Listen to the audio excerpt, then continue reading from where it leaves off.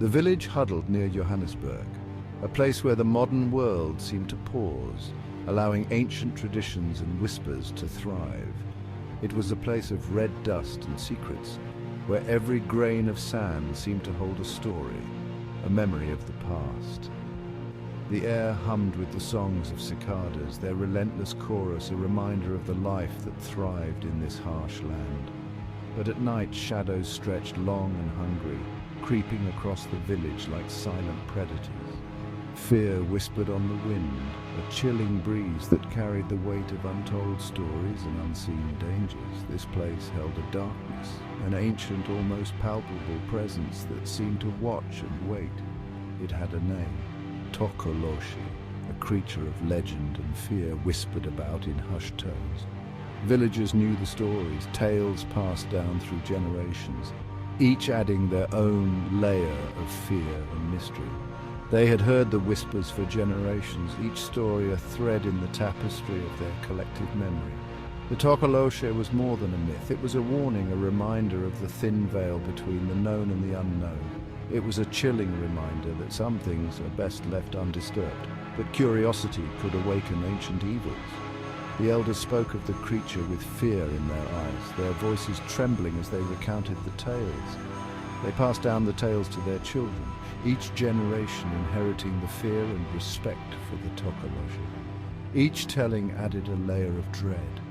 The tokoloshi was real, and it was waiting, lurking, in the shadows, a silent guardian of the village's darkest secrets. The tokoloshi was a creature of nightmares, a being that haunted the darkest corners of African folklore. Small and twisted, it lurked in the darkness, waiting for the perfect moment to strike. It had a grotesque face, all sharp teeth and bulging eyes, a visage that could freeze the bravest of souls in their tracks. Its skin was like wrinkled leather covered in patches of coarse hair, giving it an appearance both ancient and terrifying. Its arms were long and powerful, ending in claws like knives, capable of tearing through flesh with ease. But the tokoloshi's most terrifying feature was its ability to become invisible, vanishing into thin air at will. It could move unseen, unheard, a silent predator in the night. It stalked its victims from the shadows, a whisper of dread in the night, always just out of sight. No one knew where it came from or what it truly wanted, its origins shrouded in mystery and fear.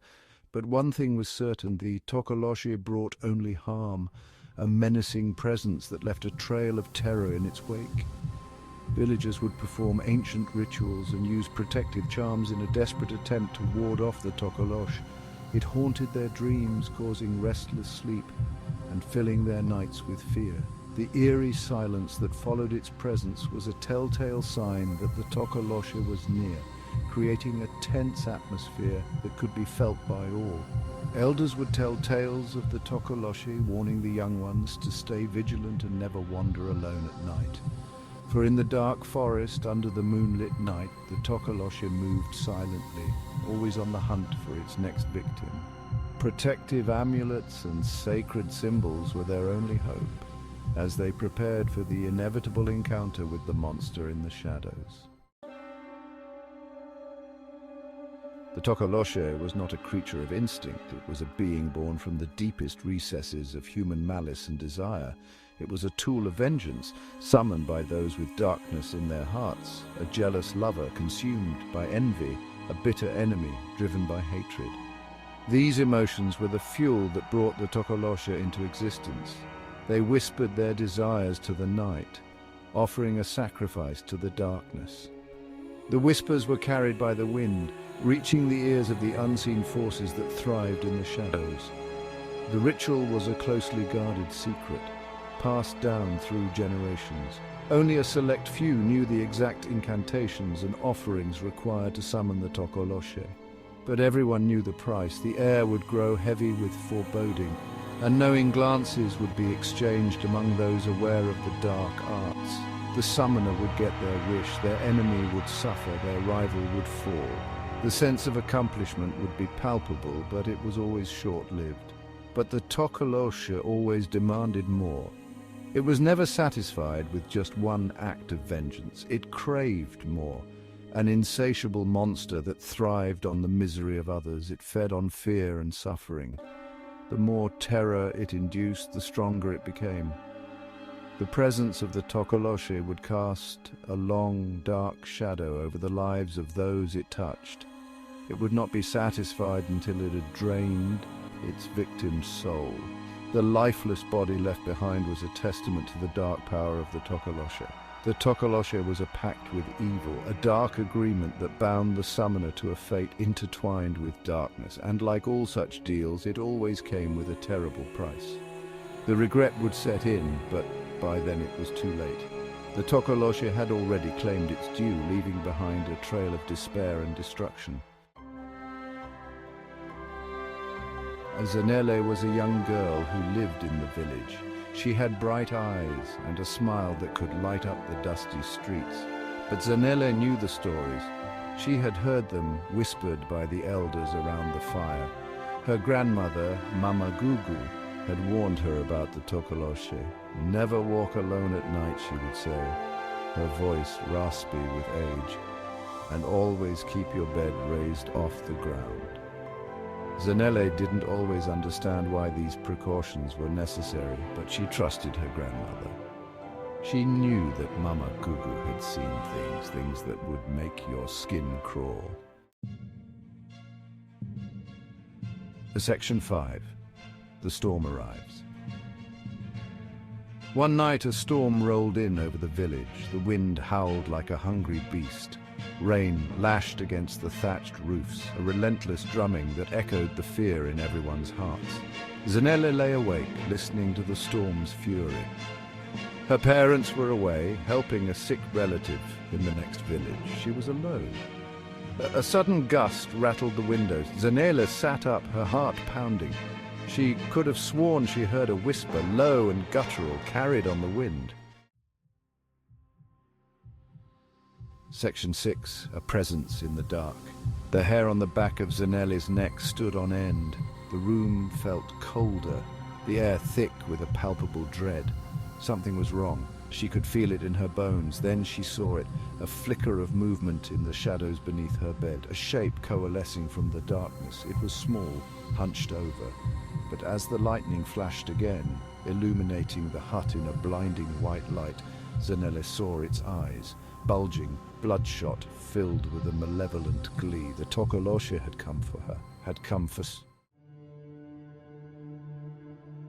Section 7. A desperate escape. Terror gripped Zanele's heart. She scrambled back on the bed, her mind racing. She had to get away, but the creature was blocking the only exit. The tokoloshi grinned, a grotesque stretching of its lips revealing rows of sharp, pointed teeth. It scuttled closer, its eyes never leaving Zanele's. "Mama Gugu," she whispered, clutching her grandmother's necklace for courage. She had to remember what her grandmother had told her. She had to think. And then it hit her. Mama Gugu always said to keep the bed raised off the ground. Why? Could the tokoloshi not reach her? Zanele's bed was simple, a wooden frame set on top of 4 large bricks. It wasn't much, but it was all that separated her from the creature. The tokoloshi lunged, its claws scraping against the wood, missing her by inches. It hissed in frustration, pacing back and forth, its eyes burning with rage. Zanele huddled on her bed, too terrified to scream. The storm raged outside, mirroring the terror that clawed at her insides. The tokoloshi continued to circle the bed, its frustrated growls sending shivers down her spine. Hours crawled by, each one felt like an eternity. Zanele didn't dare close her eyes, afraid that if she did, the creature would find a way to reach her. But as the first rays of dawn peeked through the cracks in the walls, the tokoloshi vanished.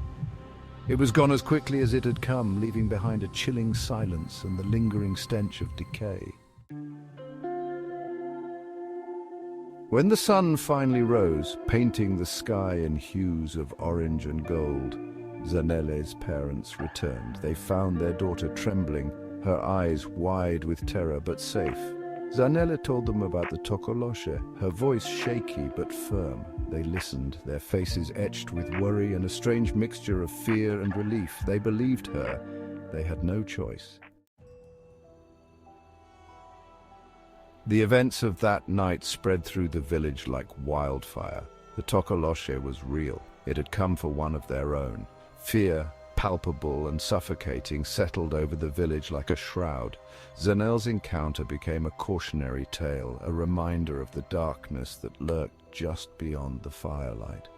Parents repeated Mama Gugu's warnings with renewed urgency, and children listened with wide, fearful eyes. The tokoloshi may have vanished with the dawn, but its legend, fueled by terror and whispered in hushed tones, would forever haunt the village near Johannesburg.